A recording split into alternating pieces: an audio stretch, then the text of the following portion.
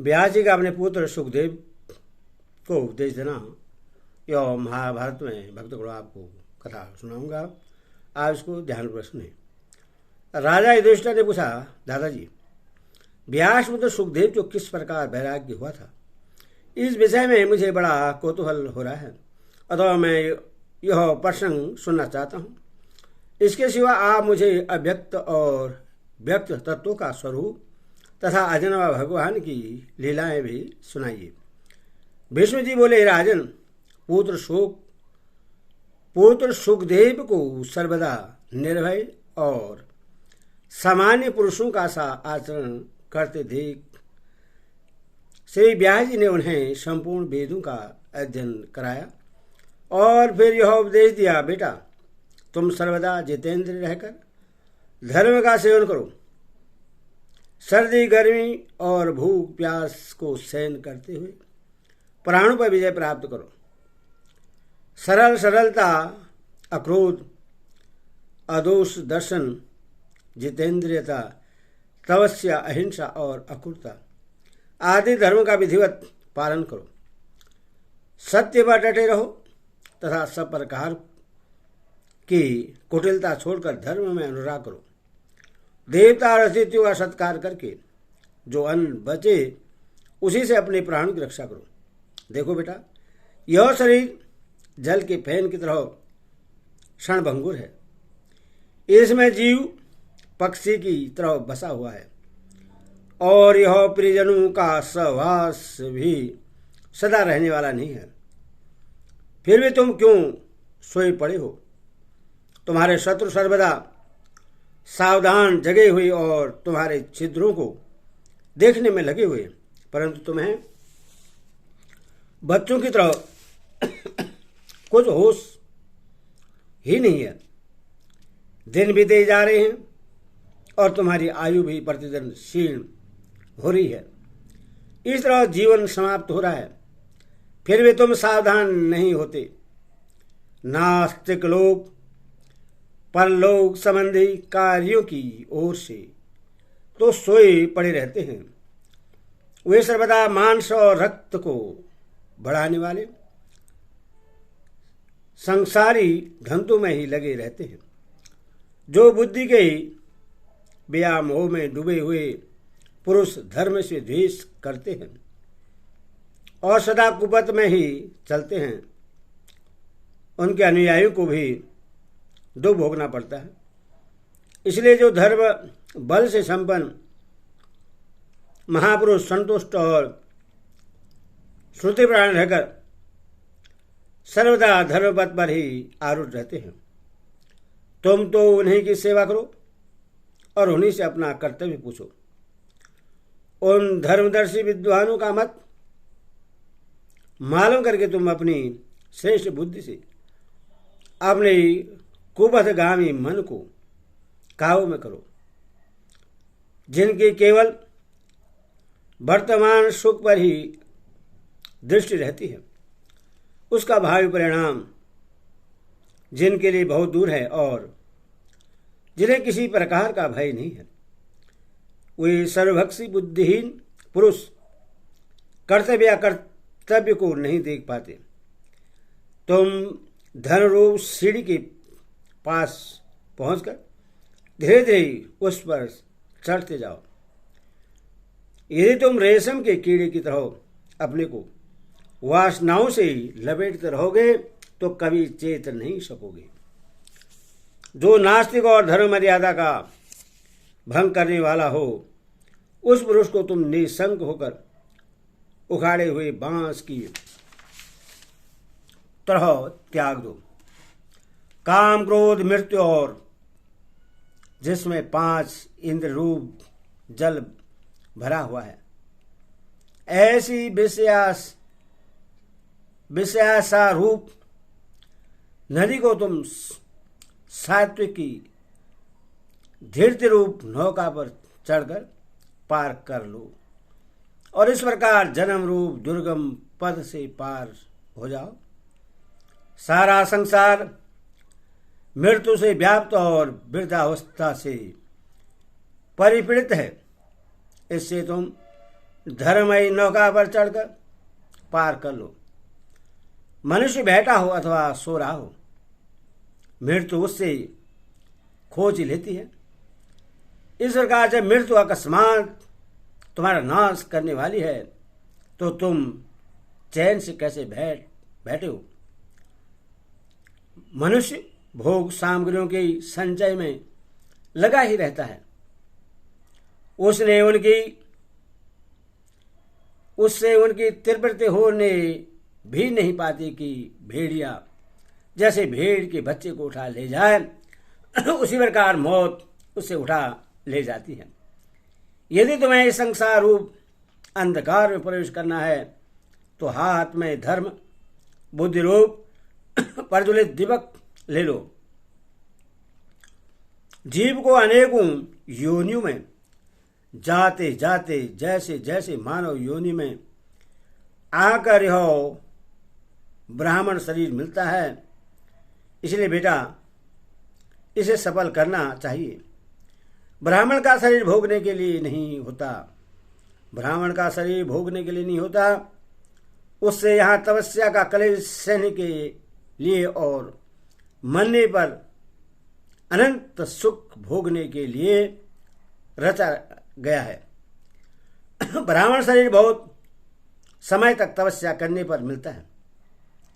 वह मिल जाए तो वैश्यानुराग में फंसकर उससे बर्बाद नहीं करना चाहिए, बल्कि सर्वदा स्वाध्याय तपस्या और इंद्र निग्रह में तत्पर रहकर कुशल कर्मों में लगे रहना चाहिए। मनुष्य का आयु रूप घोड़ा दौड़ा चला जा रहा है। इसका स्वभाव अव्यक्त है, कला काष्ठादि इसके शरीर हैं। इसका स्वरूप अत्यंत सूक्ष्म है। क्षण त्रुटि निमेष आदि इसके रोम हैं। शुक्ल और कृष्ण पक्ष नेत्र हैं और मांस अंग है। यदि तुम्हारी ज्ञान दृष्टि अंधों के समान दूसरों का अनुसरण करने वाली नहीं है तो इसे निरंतर बड़े वेग से दौड़ता देखकर तुम्हारा मन धर्म में ही लगना चाहिए। जो लोग यहाँ धर्म मार्ग को छोड़कर यथेच्छ आचरण करते हैं और दूसरों को बुरा भला कहते हुए निरंतर को मार्ग में ही चलते हैं, उन्हें मरने के पश्चात यातना देह पाकर अनेक प्रकार की नारी की यातनाएं भोगनी पड़ती हैं। जो राजा सर्वदा धर्मप्राण रहकर उत्तम और अधम प्रजा का यथा योग्य पालन करता है, वह पुण्यतमाओं की लोगों को प्राप्त होता है और अनेक प्रकार का धर्माचरण करने के कारण उसे दुर्लभ एवं निर्दोष सुख प्राप्त होता है। किंतु जो गुरुजनों की आज्ञा का उल्लंघन करते हैं वे असत पुरुष जैसे लोगों में जाते हैं जहां मनुष्य को पीड़ित किया जाता है और उन्हें भयंकर शरीर वाले कुत्ते, लोहे की चोंचों वाले कौवे और महाबली गीद आदि रक्तपान करने वाले जीव मिल जुलकर नोचते हैं। जो मनुष्य मनमानी चाल से चलकर स्वयंभू मनु की बाधी हुई धर्म की 10 प्रकार की मर्यादाओं को तोड़ता है, वह पापात्मा मृतलोक के असीपत्र वन में जाकर अत्यंत दुख भोगता है। जो पुरुष अत्यंत लोभी, असत्य से प्रेम करने वाला और सर्वदा कपट की बातें बनाने वाला होता है तथा जो तरह तरह की कूट साधु से दूसरों को दुख देता है, वह पापात्मा घोर नरक में पड़कर अत्यंत दुख भोगता है। उसे अत्यंत उष्ण महानदी बैतरणी में गोता लगाना पड़ता है। असीपत्र वन में उसके अंग छिन्न भिन्न होते हैं और परसों वन में उससे शयन करना पड़ता है। इस प्रकार वह महानरक में पड़कर अत्यंत आतुर हो उठता है। तुम ब्रह्मलोक आदि बड़े बड़े स्थानों की बात तो करते हो, परंतु परम पद पर तुम्हारी दृष्टि ही नहीं है। भविष्य में जो मृत्यु की परिचारिका वृद्धावस्था आने वाली है उसका तो तुम्हें पता ही नहीं है। इस प्रकार हाथ पर हाथ धरे क्यों बैठे हो? देखो, तुम्हारे ऊपर बड़ी आपत्ति आने वाली है, इसलिए तुम परमानंद प्राप्ति के लिए प्रयत्न करो। तुम्हें मरने पर यमराज की आज्ञा से उनके सामने उपस्थित किया जाएगा।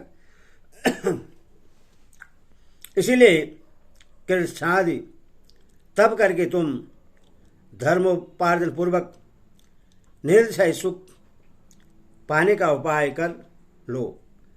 जिस समय तुम्हारे सामने यमराज का प्रचंड पौल चलेगा उस समय वह अकेले तुम्हें को यम के सामने ले जाएगा।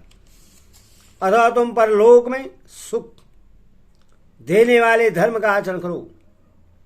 पूर्व जन्म में तुम्हारे सामने जो प्राण नाशक पवन चल रहा था, आज वह कहाँ है? अभी जब मृत्यु रूप महाभय उपस्थित होगा तो तुम्हें सब दिशाएं घूमती दिखाई देंगी।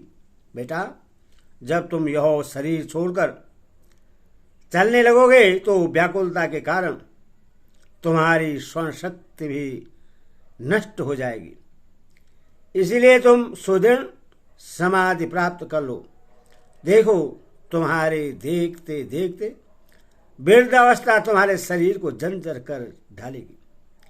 फिर रोग जिसका सारथी है वह काल भगवान आकर तुम्हारे शरीर को नष्ट कर देगा। इसीलिए इस जीवन के नष्ट होने से पहले ही तुम खूब तपस्या कर लो। इस मनुष्य देह में रहने वाले काम क्रोध आदि भयंकर भेड़िए चारों ओर से तुम पर आक्रमण करेंगे। इसलिए तुम पुण्य संचय का प्रयत्न कर लो। मरने के समय तुम्हें पहले तो घोर अंधकार दिखाई देगा, फिर पर्वत के शिखर पर सुनहरे वृक्ष देखेंगे। अतः तुम आत्मकल्याण के लिए शीघ्र ही प्रयत्न करो। ये इंद्रियां जो तुम्हें मित्र के समान जान पड़ती हैं, वास्तव में तुम्हारी शत्रु हैं। ये अपनी दृष्टि मात्र से तुम्हारी बुद्धि को बिगाड़ देगी। इसलिए तुम परम पुरुषार्थ के लिए प्रयत्न करो। जिस धन को न राजा का भय है और न चोर का, तथा जो मरने पर भी साथ नहीं छोड़ता, उसी को प्राप्त करने का तुम उद्योग करो।